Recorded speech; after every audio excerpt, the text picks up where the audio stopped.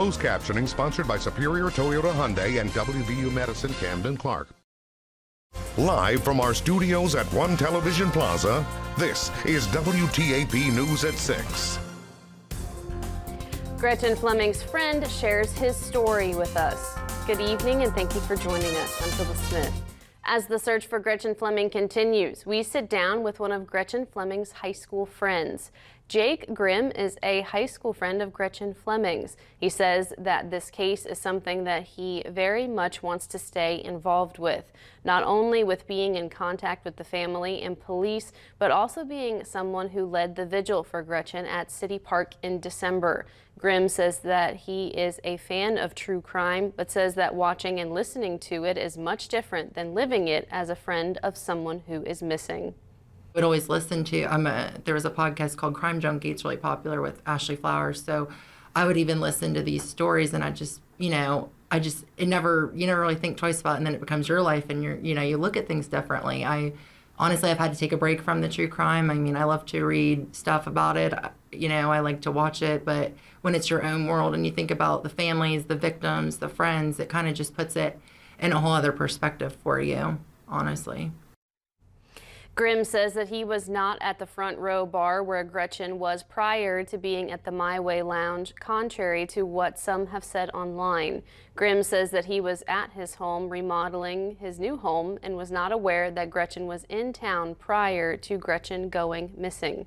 If you have any new information on Gretchen Fleming, call Detective Zimmerman by dialing 304-424-1072 or dial 304-424-8444 for after hours.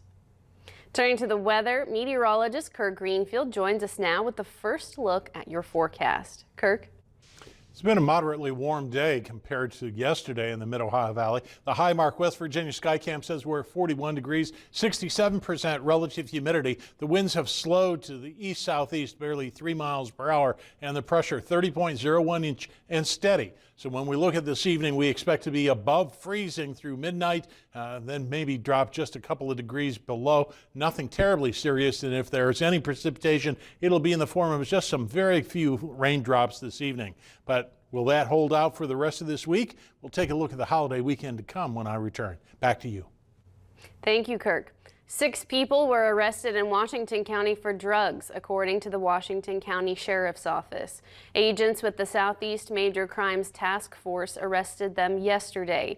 Agents began an investigation into drug trafficking at Rocky Point Road in Fleming. Agents pulled over Clinton Hayes and Darnell Evans as part of the investigation.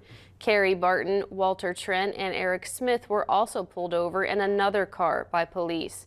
They also arrested a man named Jerry Caldwell. Police say they found a safe with what they believe is fentanyl and meth inside during their investigation.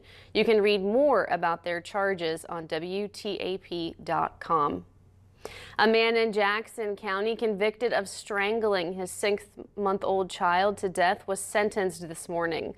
According to Jackson County Magistrate Jeffrey Hoskins, will serve 15 years to life in prison for the death of a child by child abuse for killing his 6-month-old daughter. For involuntary manslaughter, Hoskins will spend 1 year in a regional jail. Hoskins was also sentenced to 1 to 5 years in the Department of Corrections for strangulation. At the time of his arrest in 2018, Hoskins admitted to investigators that he strangled his daughter at their home in Ripley. In 2018, Hoskins was arrested on a child abuse charge. He later posted bond and took off. Law enforcement found Hoskins hiding in a home in Arnoldsburg, where he is originally from. Belpre has a new official chief of police. Michael Stump was officially made the Belpre Chief of Police after being sworn in last night. Stump began his career with Wood County Sheriff's Department as a corrections officer in 1997 and went to the Ohio Police Academy in 1999. Stump has been a part of the Belpre Police Department for the last 16 years. He was selected through the civil service process and he was the interim chief. And that civil service process is through test scores and interviews through a group who will choose who scores the highest. Stump says that he will be focusing on getting the department to full staff and continuing to provide the best protection for Belpre. I want to get more training for our officers, really focused heavily on sending officers to more training, getting those kind of things taken care of, and then meeting with the community and just determining what the needs are within the community and being able to serve the citizens in that capacity. I wouldn't last. This is like my temperature. Stump says he will be taking the knowledge and leadership that he has learned from the 3 previous police chiefs he's worked for at the Belpre department. He says he is thankful to the people of Belpre for getting the opportunity to run the city's police department. The Night to Shine prom event has extended its registration deadline for guests and volunteers. The Night to Shine event is a prom for people with special needs ages 14 and up. The registration deadlines for the event have been extended until January 24th. Student advocate Alexis Martin explained her decision about becoming a volunteer to make it the best night possible. I wanted to help people and kind of see like how happy it makes them and just kind of give them the best night they can have. For more information on the prom, how to be a volunteer, or to be a guest, you can go to WTAP.com. We could see some snow in the forecast for Friday, but this weekend, ice is the talk of the town. The 7th annual Marietta Ice Festival will be in downtown Marietta this Saturday. Many ice sculptures will be placed throughout downtown Marietta.